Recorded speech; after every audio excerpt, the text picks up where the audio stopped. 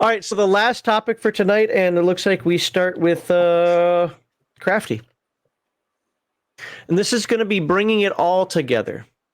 And I hope these aren't duplicates. It's because I know the conversation goes in so many different directions. It's almost hard by this point not to duplicate. But how do you decide when to stick with raw, when to, this needs to be house ruled, and now it's time to make a major edit here in homebrew content in your game? I mean, obviously, it's going to depend on the situation. It really is. The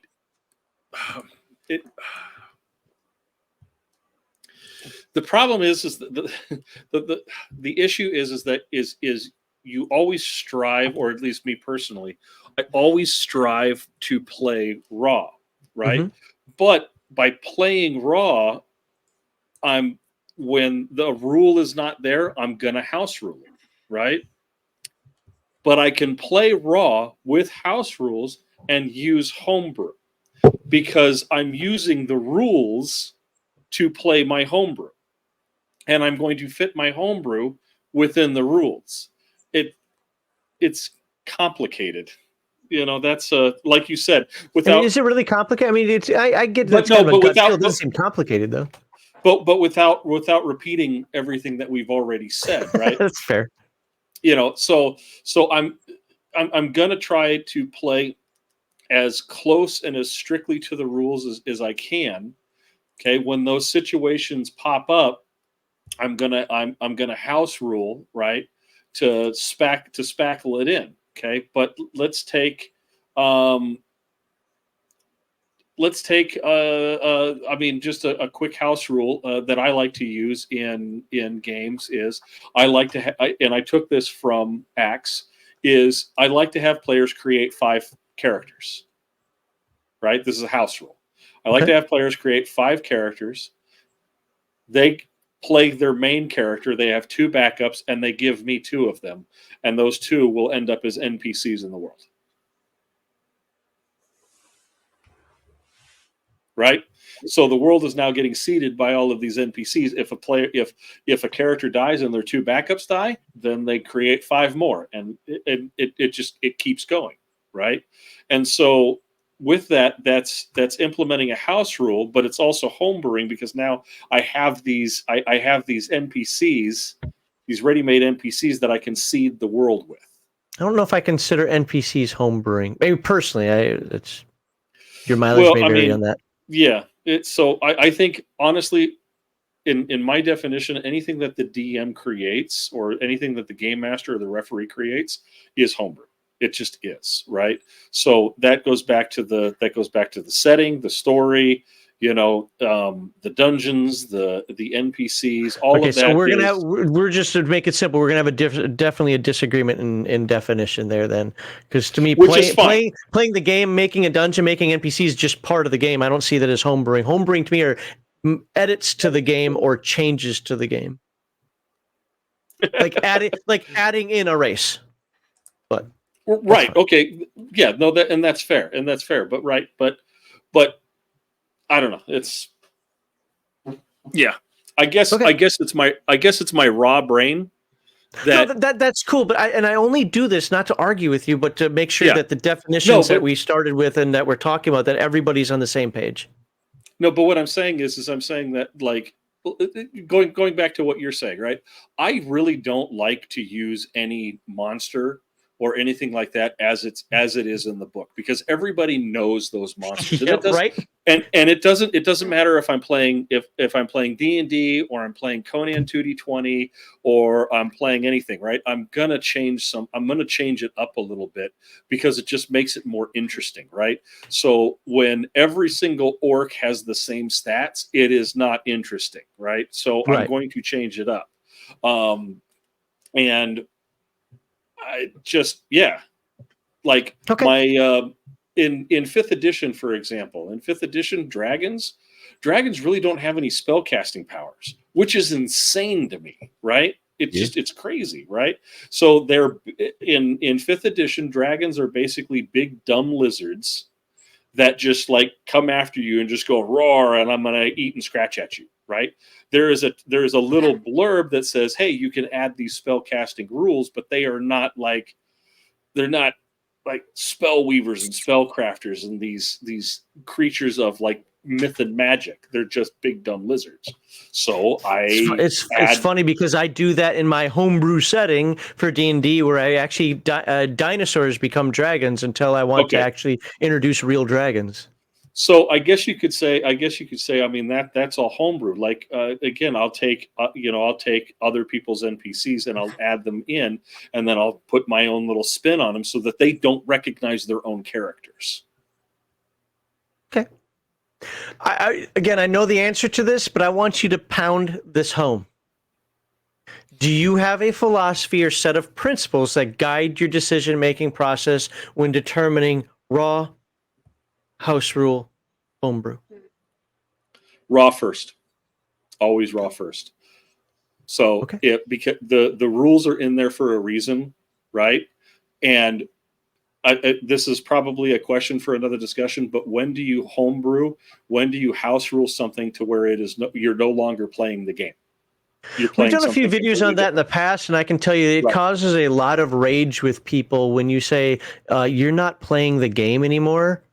That you've created something different. Like, no, I am. No, you've really created something different. People get really upset about that. So. They do, right? And so I don't want to bring it up, but what I'm saying is that like it's almost like you want to play raw first, and then you go into your house rules. If your house rules will always take precedent over your raw, but you want to house rule only when raw doesn't cover something, right? You don't just want to completely just throw something out. So that's what I say. As I say, you go raw first, and then house rule. The house rule then becomes the raw. All right. I hope that answers the. It does. I mean, it's a generic question, and that's I like to see where you guys take these things. So, Lord Mattias, how do you decide when to use raw, house rule, or homebrew content in your games? Again, I know you've actually more than anybody has really hit this home and how you do this. But since it's a new video, technically, let's wrap this up in a nice little bow for you. I use raw when it's a one shot or a convention game, and for my campaigns with new players or a new system with old players, it's raw until we, especially me, the game master, I'm comfortable enough to make any kind of changes. And when it's time to make a change, it's usually with respect to house rules to address an issue, maybe a problem that's come up where the players aren't meshing with the rules, something about it. It's not working. It's not working for the table's personality, and then we'll change it. And as far as homebrew goes, that's when the GM gets to have some fun and do some world building. But the GM's got to understand those rules to make sure the rules fit the setting that they're trying to create, which means they have to know what kind of experience they're trying to bring to the table. And when you're thinking about that experience, make sure the rules that you're starting with actually mesh. I just don't think certain games can do dark fantasy. And some games like Lamentations can't do power fantasy. We might actually start running Forbidden Lands with my homebrew or my in-person gaming crew. They really want me to bring my default dark fantasy setting to it. We're not going to, because we don't know the rules. So I'm going to stick to the setting contained in the book, which is the implied setting that the rules are set up with. So here's I start changing anything. Makes sense. Just know that there's going to be one major aspect of Forbidden Lands that is going to be lost if you bring over your setting, and that's the exploration side of it. Unless the world that you is a kind of a West Marches style or an exploratory style setting. If it is, then you'll have no problems. Well, thank you. Yeah, no, I don't foresee it, but survival and traveling is such an important part of Forbidden Lands that some people like to hand wave, and it's like no. I agree with you. That's actually one of the things I love about it is the exploration. I'm a big exploration guy when I play games. That's the thing I really like. That's why I like post-apocalyptic games, because that allows you so much freedom to do that. Can you provide an example of a scenario where you blended all three? rules is written, house rule, and homebrew all in one little package. My Lamentations of Elemental Evil campaign that I've been running for about 2.5 years now. It started with a question. After I saw someone do the original Castle Ravenloft using Lamentations, it's like an actual play, 8 videos, and I'm like, I wonder if Lamentations could do Temple of Elemental Evil. And then I built a sandbox, and then I started putting all these other Lamentations modules onto the sandbox. And then I created like this sort of like theme where the temple is the source of all evil in the Borderlands. And like, so that was ultimately where the player is going to start heading to vanquish the temple. I gave them like a 3-page document with those backgrounds that informed the worlds. There's your homebrew. We played raw up until about a year. And then I started seeding a few house rules to alleviate some of the death spiral and make things a little, cushion the players a little bit. And then the lizards happened.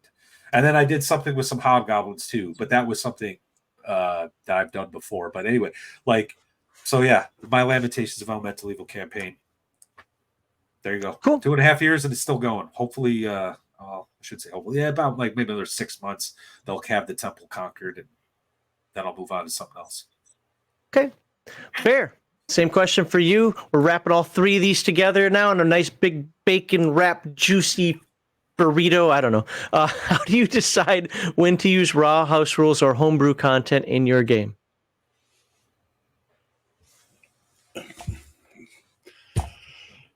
I just do, man. I hate to be angry at that answer, but there's no I don't think about it. I don't sit there going, well, let us see. We're at this point of the campaign, therefore I will now introduce blah, blah, blah, blah. I just do. Well, how about this? I mean, for example, do you start Codex? Well, actually, let me ask this question: Are all of your games on a world that you've already developed? I don't run pre-published games. Okay, pre-published worlds. So right there, you've decided that you're going to homebrew your settings because you want to play in your setting. Yes. Okay, cool. Got that. Then, if I'm getting what you said earlier correctly here, you pick the system that you want to use, whether it's right, wrong, or otherwise. You start off, so just using Codex Albana again, because that's the one I was in. We started off with Palladium Fantasy. Sure. So, and whether you know the system or you have to learn the system, you generally go in, my understanding, is with the concept of raw until you see something that doesn't work, right? Exactly. And the thing is that, okay, so for me, all gaming systems, and boy, I can already hear the outcry that what I'm going to say boils down to task resolution. Mm-hmm. So the simpler the task resolution, the better it is. So if I'm in a game and someone wants to do something and I go, okay, well, you know what, roll a D20, and if you get 16 or higher, you succeed, go. And then people in the chat are watching, but I played this game, and in this game, if you go on page 75, there's a whole set of rules where you got to do this. And that's nice. I'm running a game, and I want us to keep moving. I don't want to stop and go look for some little subsystem or some little thing. If there's a task resolution system as the core of your game, that should be the primary way with which you resolve tasks. It's why that task resolution system exists in the first place. And I get very, very exhausted by game systems that keep adding extra mechanics for this, that, and the other thing. Hence why Heroic is all around a color table. Roll, see what results you get, and then we'll find out what that result means after the fact. But primarily, roll the dice, get a result. So that's how I run every game, right? The better I know a game, the more I know when to call for the roll, more than anything else. But I will ignore a lot of rules just by going with a simple task resolution mechanic. So settings usually going to be mine or highly modified, like exceptionally modified. Rules are going to be as close to raw as needed, but really at the end of the day, I only care about the task resolution mechanic, and everything else will be hit or miss, and we'll see, but I'll let you know. I'm not going to just not have it and then be like, oh, nope, sorry, you're dumb. No, I'll help you. And then for introducing new stuff, I'm going to do it at the time that it feels right for the campaign and the story we are going through. So I'm not going to introduce the Beastmen of Brooka while you guys are at the Three Sisters battlefield in the first session. I'm not even going to introduce the Beastmen of Brooka when you're all the way up in Drael. No. I'm going to wait until you've shipwrecked on the coast just between Brooka and Isle, and then you're going to, or Ire. You're going to deal with it then, because that's when they're going to be impacting you as a major story element. That's when you're going to be going, oh shit, we've been farting around with our thumbs up our ass for 10 sessions, 5 sessions, 3 sessions, whatever it might be, and shit's been moving, and now we have to deal with the shit that's moving. And we have to react to it, and we have to get ahead. Of course, so what that clearly meant to the players was carve out my eye and go for a long walk for the other one. I mean, oh my God. Those were obviously the sensible choices in those situations, but I couldn't prepare for that. I couldn't prepare for Cody's going to cut his eye out. I couldn't prepare for Max's character is going to go on walkabout and look, he stabbed his eye. I was nope. I'm out. No, exactly. I noped out of that one. Nope. I can't plan to introduce elements until after I deal with the chaotic randomness of players. That's fair. So I am always reacting to my players. I am always Okay. playing off of that. Let me read a super chat here real quickly. Thank you, Squirrel Hermit. Whew, it wasn't $50, so I don't have to drink. Thank God. But for $40, fine. Be that way. Give something away. Well, we'll do that during segment 5. Thank you to you, sir. Squirrel Hermit got us over the hump there. Love you, folks. Look at that. Much love for the panelists. Thank you very much, Squirrel Hermit. Really do appreciate that. Being, man. What's that? Squirrel is one of the finest human beings I've met on the internet, to be quite honest. Yes, I agree. He's been on the show once or twice, but a long time ago. Needs to come back. Stop being so dang busy. That was my favorite Squirrel Hermit look, is when he had his big mutton chops and his bush of hair, and he looked like, retirement home Wolverine. It was pretty cool. Retirement home Wolverine. Wow. All right. Well, we are on the last question. Oh, hold on. GT James became a member, by the way. Yep. I'll do that now. GT James became a member. Thank you very much, sir. Obviously, people are liking the panel, so there we go. Nope. I'm going to save that to the end. I can't say it now. So anything you guys want to crosstalk with each other before we move on to the final question of the night? And I will not Columbo this one like Kevin Sambita said about. Before I go, you said that the couch had been lost in the flood. Is that correct? One more thing. That was awesome. And you guys didn't let me live that down. All right. Seems like we will be able to move into the next question then. Okay, Lord Mattias, we're starting with you. All right. Again, we're wrapping this into a bow. Pretend people have not watched videos 1, 2, and 3, and they're coming here for the epic conclusion. How do you ensure that the game remains cohesive and enjoyable for all players when mixing all of these elements? Well, again, you need to make sure you know the rule set that you're working with, so you understand some of that unspoken, unwritten syntax between the rules and how they work together before you start tinkering with it. And I'm a big cuddly teddy bear myself, because I keep saying this. And listen to your players. I mean, if they're not liking something, maybe it's time to either admit you screwed up with something that you came up with, or maybe it's time to house rule something after playing Raw. I'm actually surprised I'm the one saying this the most here on this panel. Well, Crafty, I know that he's brutal, but yeah, like I think, like, if you want to have a table that like trusts you as a game master, I think there's nothing wrong with just paying attention. You don't have to like check in, like, hey, everybody's everyone okay? No, I just listen. That's all you got to do is listen, and because they'll grumble, they'll gripe. Sometimes, more often than not, they're just grumbling and griping. But if you start hearing the same thing over and over again, maybe it's time to house rule something. Maybe it's time to review or revisit some homebrew you came up with and make sure it's actually working the way you wanted it to work, or it was intended to work, or maybe you just made a mistake. You know what I mean? But yeah, I think make sure you understand the rule set you're working with and it's fitting what you want to do, that experience at the table. And then just listen. Really, I think it's that simple. So what role does session planning play in harmonizing Raw house rules and homebrew content? Ooh, that's an interesting question. Because I'm a guy that I'm not like 100% no prep in the sense that some people mean it, but like my Lamentations of Elemental Evil campaign, there was a lot of work leading up to pressing play. You know, that was just me having some fun, jotting down notes. I don't know how many hours I spent on it. It was fun. It was worth the investment of time because I got a campaign that's gone for 2.5 years, you know. So I'll just throw out a number like 20 hours, right? Just every now and again, just tinkering with it, looking at modules I wanted to throw in, this, that, and the other thing, drawing the maps. But once we pressed play, like I had everything ready to go. So like I had my, it's not a 15-page lore, but you know what I mean? I had my lore that I would like fall back on when players started asking questions about the world. I'd be like, oh, well, I actually have an answer for you, you know?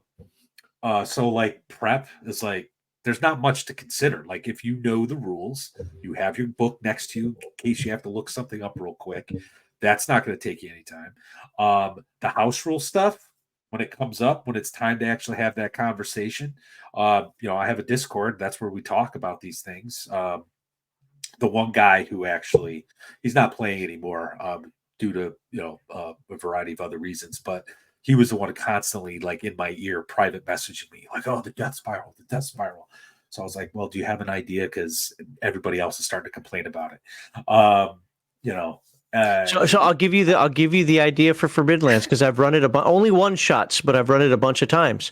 When people complain about the death spiral, I will actually take time to break the game a little bit and remind them of the importance of teamwork, and it works. Well, I'm not saying that what I say works every time, but if they do it in Forbidden Lands, it works every time. Yes, that monster is rolling 16 dice and you're only rolling 7 or 8. But if you pool all 4, 5, 6 of your characters together, count those dice up versus its dice. Teamwork is the key, or just break the cave, whatever. Well, right. Well, that's actually what I said about Lamentations too. I'm like, everyone's got a clear role. Make sure they're doing their role, you know, and fulfilling that role that they're supposed to be doing. Don't be having your specialists, which they were doing, running up and fighting things, you know. But yeah, no, I don't think there's much you need to worry about in terms of like prepping if you've done the work ahead of time. And this kind of goes back to our Railroad versus Sandbox game discussion. You know, if you've done the work up ahead, there's not going to be a whole lot of prep you need to do. And but then when something does come up, like the lizard thing, that was like fun extra work I got to do, and the players are getting a kick out of it. So okay. Cool. All right, Bear, now that you're back, perfect timing, by the way. Ignore everybody else's answer. Just give your own. How do you ensure that the game remains cohesive, enjoyable for all players when mixing all of these elements together? This is probably easy for you because you're more of a story gamer. Yeah, I just go. I just take the players' actions. I react to them. I have story points that are going to occur. I pay attention to what they're doing, and I react to it. It's cohesive because it's moving, it's living, it's not waiting for them to do stuff. Stuff will happen even if they sit around with their thumbs up their asses. I mean, you gotta. Nothing would bore me more than a campaign solely run on what players do, and that's the only thing that happens, is based on what the players do. That would bore me out of my own mind. I'd be so bored. It's not a world then, is it? That's more just like a play, not a world, right? Well, there it is. But, you know, I'm a dirty, filthy story gamer, and it's also people my players. No. I'm saying if the world... If the world isn't working, I mean, if it's just focused on the players, the spotlight's just on the players, doesn't that make it a play? Shouldn't there be a bigger world outside of that? I think what I'm saying is I'm agreeing with you. Yeah, you would think, but, you know, I've been told that the way I run games is railroady, and it's this, and it's that, and it's like, well, I think your sandbox shit is boring as fuck, and relies way too much on the players doing stuff, and the world itself just waiting for them to get places, and that bores me. Hexcrawl's the worst one for that for me. Now, you like that stuff? Love it. Enjoy it. Play. Fill your boots. Have a good time. That's the point of the game, is to do what you love. But me, my worlds are live, dynamic. My NPCs have personalities. They're not just cardboard cutouts there to give quests. I get shit for the way I run my NPCs. I've had people say, oh, does this guy think he's Matt Mercer? No, I'm better than Matt Mercer, so eat my dick. And that's the way it works. But you've been in my games. Yeah, Max. absolutely. What do the NPCs do? in Your my world. NPCs are way more memorable than any NPCs I've ever done, and I've been doing this, going all the way back to the What are the 80s. purpose of them? What are they doing in the campaign world? They move the story along without telling us what to do. Which is what they're supposed to do. They're not supposed to have a fucking exclamation point over their head. It kills me when I hear certain sect, and I'm not going to name sects because that just starts bullshit. But when I hear a certain sect of play type lament about how I run my NPCs, but then call 5th edition and 4th edition players video gamers. You're fucking video gamers. You think the game's all about your character and the world exists to service you, and NPCs are simply there to give you important information. That's video games. Role-playing games are dynamic, living, alive, breathing, interactive. And by having that in your game, you can take all the crazy rules you want to do, you can take all the crazy homebrew you want to do, you can take all the crazy stuff you're going to do and introduce it in dynamic, vibrant ways that are easy for the players to digest and easy for them to incorporate into their character's view of the world. Because at the end of the day, character agency must walk hand in hand with character world view. Setting trumps players. So you just gave me an idea, Bear. In the next game that I run, I'm going to have somebody go on a chicken quest to get 3 chicken legs, but they're going to have to kill 10 chickens to do it. Make them cockatrices and it'll be interesting. Funny, we got a video on that. So I didn't even think about what follow-up I wanted to ask you, Bear, because you talked about the Codex Albana thing, and I was going to jump into that a little bit. This is the thing. This is what makes it so hard for me, because I'm literally in the middle of everybody. I know it might say, how can you be in the middle when there's 4 people? But I take from both sides. I absolutely believe, this is where Bear and I will probably disagree. I absolutely believe the game aspect is important, and you should follow the rules of the game. It needs to be there.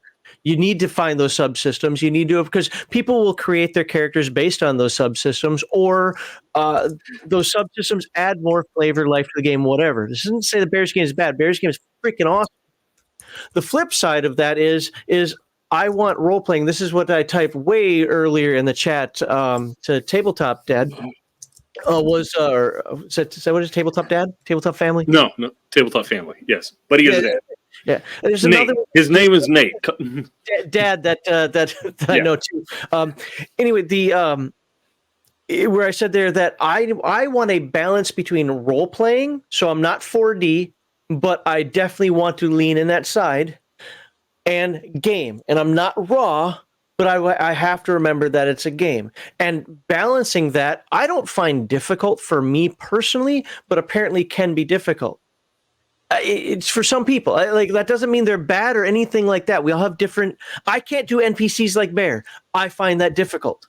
Okay, we all have our strengths and weaknesses. So the point that I'm trying to make there is I find some of these dichotomies to be like, just, can you bring it in just a little bit? And if people are going to complain about your story gaming, I don't understand that. I mean, if people are going to complain about your raw, I've only ever gotten mad about it, even with like the chat and so forth, when people demand this is the right way. No, the right way is my way. And I know that because this is my show and that's just the way it is. So, so I don't have a follow-up question for you, Bear, because I was trying to ramble for a second there to come up with a good one, but I didn't. I think you made yourself very clear. Is that? Here's an example. The last Codex Albana game, I set out with intention to kill a PC if they fucked up. I created a scenario very deadly, very dangerous, and said if they fuck up, they're going to die. And that's just the way it is. And if we have a total party kill, we have a total party kill. But this is going to be a hard fucking encounter. And then Cody pulled one move that completely neutered the enemy. Right? And then after that, we went to town. Suddenly we've got Devere using the magic sword and this and that and the other thing. And it went really well. And it was exciting. And it was a much needed win for the players to stare the fucking jaws of death like that and pull out the win and then completely degenerate into a bunch of chaotic fucking psychos afterwards. But as a result of that, all I set out with was an encounter. Everything else I had to make up as we went. I had to react to you guys. I had to improvise off of what you were doing. And I think it worked really well. And it was a lot of fun. And it was a memorable return to form. Oh, it for was us to come memorable. back after 3 months to come back and hit it so hard. It was good. But if I had sat down and I had strict, I'm going to do this, and then this is going to happen, and then there's going to be that thing over there, it would have fallen apart and been a shit show. If I had just sat back and waited for you guys to do stuff because I knew over there was this and over there was that, and if they get to that, they'll get some cool shit out of it, it would have been a shit show. But by introducing something, a threat, a call to action, and then seeing what the fuck you did with it, it was organic, it was dynamic, it was exciting, and I guarantee you, every one of you felt like you were participating and having an effect on the event. And If it makes you feel better, I was trying not to participate. Yes, I know you never try and participate. You're fucking Thane is a pussy. But anyway, it was character agency in action, and I liked that. That was fun. He took out his eye. I didn't want to be around for that anymore. Cody, man, No. it's funny though. No, as a player, I love it. I absolutely love it. All right. So, and finally, we will end with a crafty Matt to ask the same question. I'm getting really tired. That's why I'm tangenting too much here. That's my fault, guys. How do you ensure the game remains cohesive and enjoyable for all players when mixing these elements? I think one thing that everybody forgets is that it is your table, right? So you're going to fill your table with like-minded players. Okay, this is not going to work with some just like looking for game group of blueberries that you find on the internet. You ensure that the game remains cohesive by playing with like-minded players. Okay, if you have a bunch of story gamers that all they want to do is they want to fudge dice and story game and all of that, it's not going to work with your raw, right? Because you're going to raw, but they're going to have a bad time. Mm-hmm. So I think that's one of the most important things is that you have to curate your table to like-minded people. That's step one to ensuring that they are going to enjoy when you're playing raw, introducing house rules and your homebrew, because all four of us have different styles and different ways that we're gonna run games, right? Yep. And so because of that, if you have the wrong player at your table, they're not going to enjoy themselves. It's going to be a bad time for them. Yeah. So you have to find people that are willing to play the way that you play. You can't force your style on somebody who is unwilling, because it's not going to be cohesive for them. It's not going to be enjoyable for them. No, I agree. So Crafty, my follow-up for you, because you're the raw guy. That's going to become a meme. Is what strategies do you use to keep the game experience seamless when integrating different rules? I mean, really, it goes back down to the players and finding.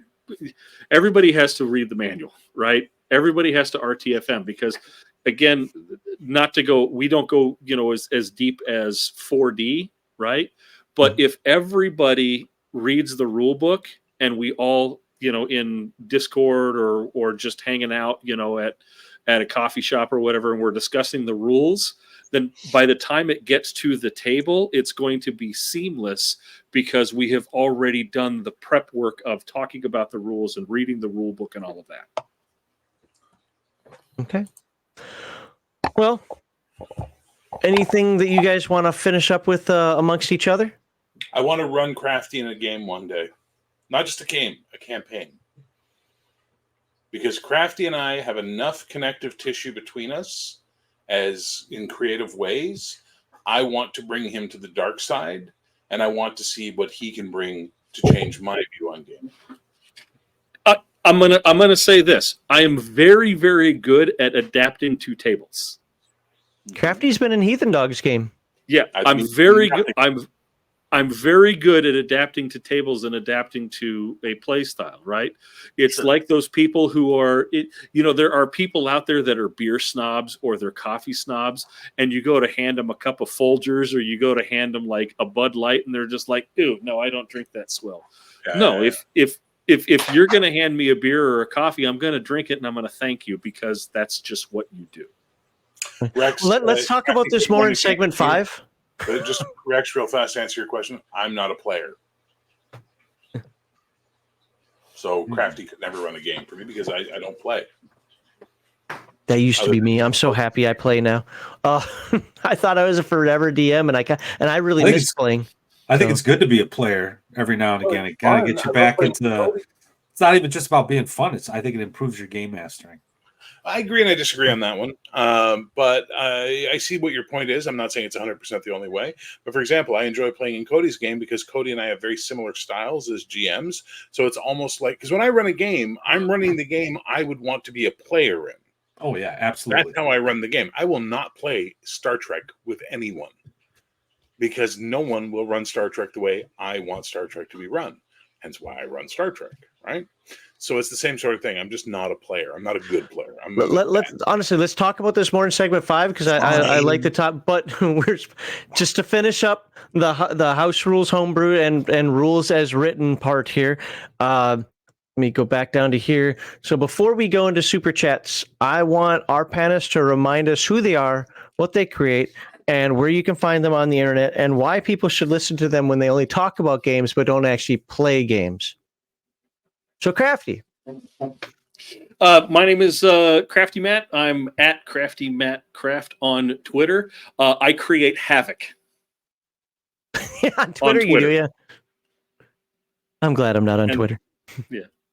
So, but honestly, I mean, if most of the time I'm hanging out on the Basic Expert and Associates Gilded server. I am on Discord. I'm in Legion of Myth Discord. It is a crying shame that place is not bouncing more than it should with all of the discussions, especially with the Friday shows. That place should everybody should go to the Legion of Myth Discord after these shows air and discuss what they heard, but I don't see that happening, and it's a crime. I get a lot of commentary behind the scenes. I tell people a lot of times when they send me stuff like, post that publicly. No, that's just for you. Like, but it's something that's. Yeah, I shouldn't say it's frustrating. I know some people just want to be anonymous. I got a couple of people who talk to me who want to schedule their time anonymously. It's like, no, I need you to do this on the right place. Otherwise, I will forget. That's just the way it's going to be.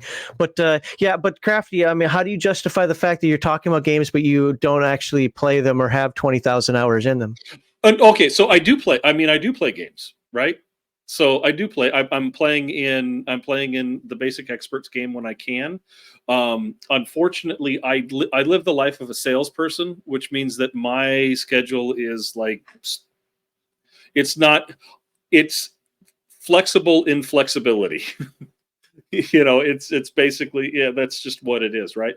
So and then I'm also, I also play games with my kids, and I try to play as many games with some of the local guys around here as I can. But I have to be the type of player that's a drop in, drop out, at least until my schedule becomes a little bit more permanent. So you're forever mediocre noob. Got it. All right, let's move. Oh.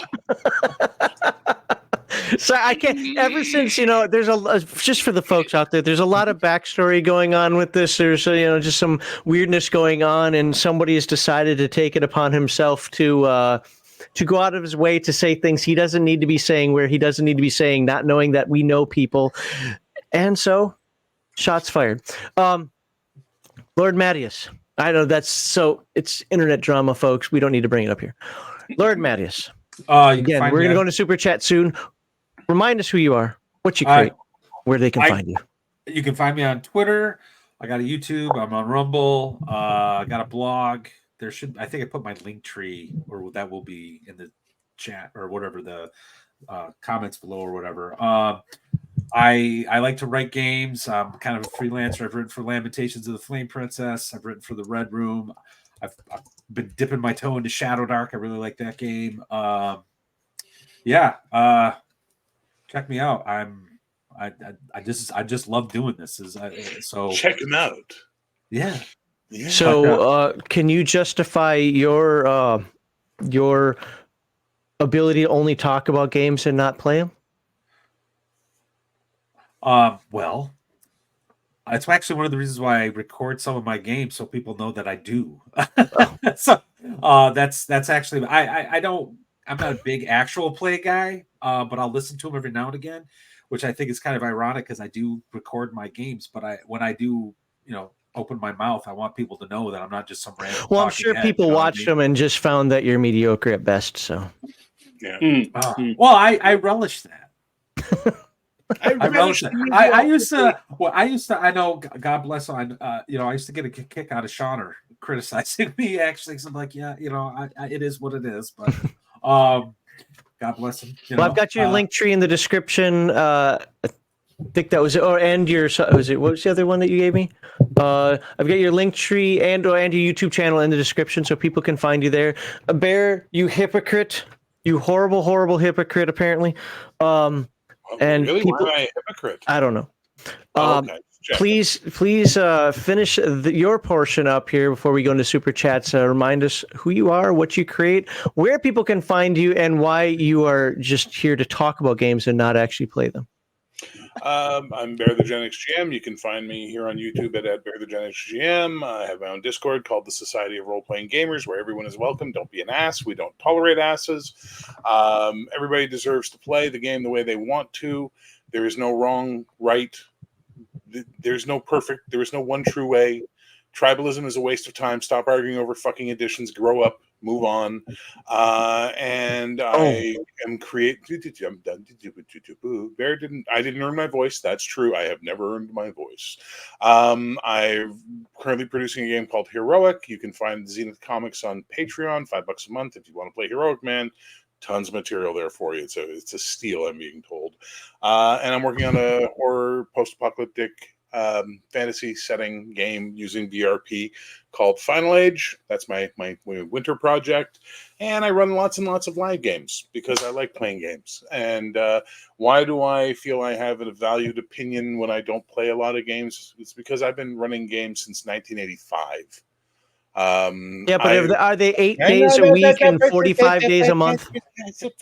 I have played with tens of people in that time.